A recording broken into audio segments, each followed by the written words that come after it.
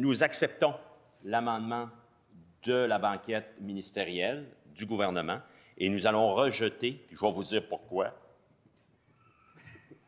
les amendements du PQ et de QS qui veulent nier l'importance du marché économique canadien, si ça a de l'allure. Je referme la parenthèse, vous allez m'entendre dans les minutes qui sont devant moi. J'entendais le collègue de Beau-Sud plaider avec l'importance économique. Je me suis retenu, M. le Président, pour ne pas me lever et de l'applaudir. Puis s'il avait été au bout de son idée, je m'attendais à ce qu'il dise. Puis parce que l'économie, c'est important en Beauce, bien c'est important de voter libéral en octobre 2026. Mais c'est ce bout-là, vous l'avez arrêté, M. le Président. Vous l'avez arrêté juste avant qu'il dise l'évidence. Si l'économie est importante dans vos chaumières, dans votre région, si vous avez des PME qui ont besoin d'un gouvernement qui va venir, entre autres, diminuer le fardeau réglementaire, qui va être là comme un véritable allié, qui n'attendra pas que Trump nous tombe sur la tête ou que la pandémie nous tombe sur la tête, M. le Président, mais qui va être là matin, midi, soir. Pour vous, il faisait tout un plaidoyer pour l'économie. Votez libéral, M. le Président, mais vous l'avez coupé juste avant qu'il le dise. Alors, chose certaine, M. le Président, c'était pour moi tout un discours, c'est important. Mais il ne faut pas juste en parler par des belles envolées oratoires, M. le Président. Il faut que les bottines suivent les babines.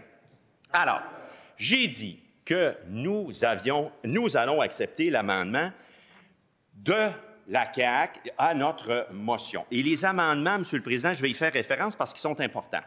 Pour nous, il était important de l'opposition officielle libérale que notre première motion du mercredi. C'est le fun parce que je veux dire, une motion du mercredi, on a 2 heures pour débattre. Puis on entend les différents collègues et là, on sait où logent les différents collègues.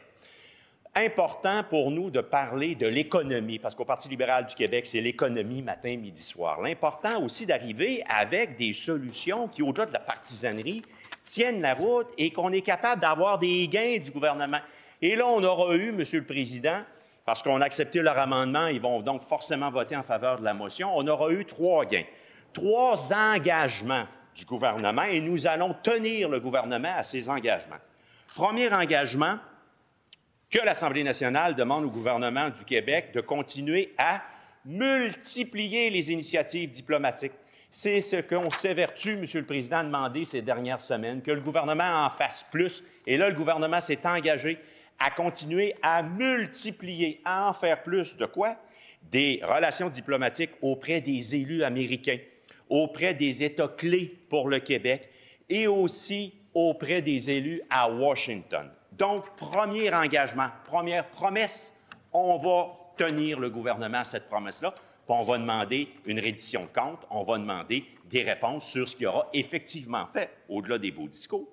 Deuxième gain, engagement, promesse de 3, la diversification des exportations du Québec vers les autres provinces canadiennes et vers d'autres pays que les États-Unis représentent une nécessité que le gouvernement se doit de développer avec énergie et leadership. Alors, deuxième gain libéral, mais ce n'est pas un gain libéral, c'est gain pour tout le Québec. Le gouvernement s'est engagé, a promis donc cet après-midi, et il le ratifiera par son vote, le cas échéant, sur la motion, de faire en sorte que, avec une énergie renouvelée et un leadership renouvelé, ça veut dire davantage que ce qui est fait jusqu'à maintenant, qu'il y ait une diversification des exportations du Québec vers les autres provinces. Et là, sur ce paragraphe-là, tel que nous l'expliquions et tel qu'ils l'ont compris, nous, on faisait référence, entre autres, à l'article du 18 janvier dernier de Stéphanie Gramont, qui, et je vais vous en citer un autre élément, qui disait « La Banque nationale du Canada, Fonds monétaire international, a chiffré à 25 d'un tarif l'impact, la barrière tarifaire, des barrières commerciales que les provinces s'imposent. Il y a des barrières commerciales réglementaires qui alourdissent, viennent empêcher l'ouverture pleine et complète de façon ordonnée, mais de façon efficace, du marché canadien et des provinces entre elles. Et ça représente, si on avait à le traduire sur un impact financier d'une barrière tarifaire, à justement un 25 qui serait imposé sur notre économie du jour au lendemain. Alors ça, Monsieur le Président, ça faisait dire à Stéphanie Gramont, je la cite, « Le fédéral ne peut pas tordre le bras des provinces qui ont droit au respect de leur champ de compétences. Mais chaque fois qu'une province ajoute ou modifie ses règles sans harmonisation avec ses voisins, ce sont des obstacles au commerce interprovincial qui s'ajoutent. En laissant grandir ce protectionnisme interne, on se tire collectivement une balle dans le pied. Et elle faisait référence en 2017. En 2017, c'est un gouvernement libéral. Le fédéral et les provinces avaient conclu l'accord de libre-échange canadien. Bien, aujourd'hui, il faut aller encore plus loin. Puis on n'a pas peur de le dire. Il faut aller encore plus loin que 2017 pour renouveler cet accord-là qui avait été mis de l'avant par un gouvernement libéral. Et nous devons, entre autres, j'ai parlé d'allègement réglementaire, mieux faire. Donald Trump, là, vient changer la donne. Qu'on le veuille ou pas, qu'on aime ça ou pas, Donald Trump a dit deux choses. Il va baisser les impôts pour les entreprises américaines et il va diminuer de façon drastique les barrières réglementaires. Ce faisant, l'impact, je ne suis pas sur le fond, l'impact de cela, ça va être d'augmenter de façon très marquée la compétitivité des entreprises américaines. Nos entreprises, à nous, face au fardeau réglementaire, face à la lourdeur administrative d'un gouvernement caquiste qui en a rajouté une couche, bien, nous serons, nos entreprises, de facto moins compétitives. Nous devons pousser ça plus loin en étant comme État québécois un gouvernement qui diminue la paperasse, puis qu'on arrête de le dire du côté de la CAQ, puis qu'on le fasse, puis qu'on diminue les fardeaux réglementaires notamment, et qu'on revoie aussi les crédits pour qu'on ait des crédits et une fiscalité efficace. Et en ce sens-là, c'est un autre élément que nous allons mettre de l'avant comme opposition officielle libérale. Donc, deuxième engagement, deuxième promesse, faire en sorte d'augmenter la diversification et les exportations du Québec vers les autres provinces. Le troisième gain, troisième engagement de la CAQ que nous allons suivre, qu'elle demande au gouvernement caquiste de s'engager à travailler à l'abolition des barrières qui freinent le commerce interprovincial. C'est un engagement clair, Monsieur le Président, d'augmenter les exportations du Québec au sein du Canada vers les autres provinces, mais aussi à travailler à l'abolition des barrières. Ça, on va faire le suivi là-dessus.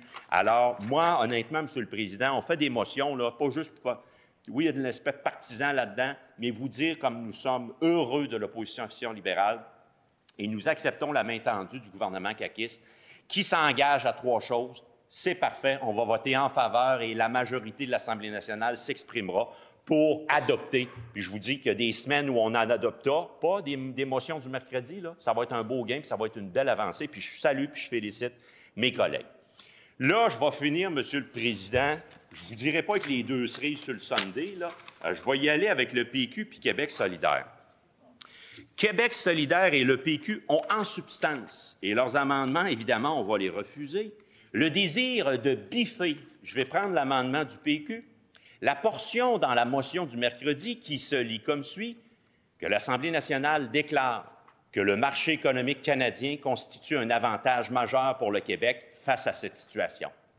Le PQ qui va enlever ce bout-là, puis QS qui va enlever tout le paragraphe parce que ce bout-là veulent que l'on nie à l'Assemblée nationale que le marché économique canadien constitue un avantage majeur pour le Québec. Faut-tu être assez, en tout respect pour mes collègues, être déconnecté? Deux partis officiellement séparatistes, ils veulent l'indépendance du Québec, ils n'en veulent pas du Canada. C'est correct, c'est leur choix. C'est leur choix. C'est une option démocratique. Les Québécois ont dit deux fois non.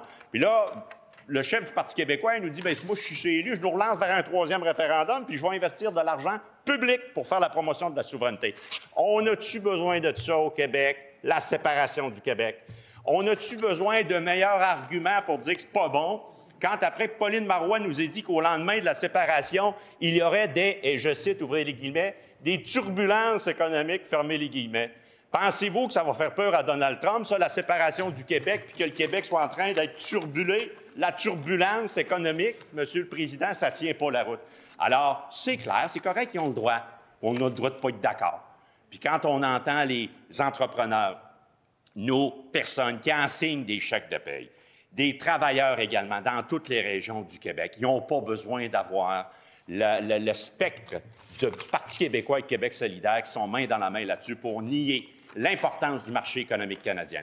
Alors, Monsieur le Président, nous allons poursuivre à l'opposition officielle libérale, faire en sorte que l'économie soit forte et qu'on réponde d'une voix forte au sein de la Fédération canadienne. Merci.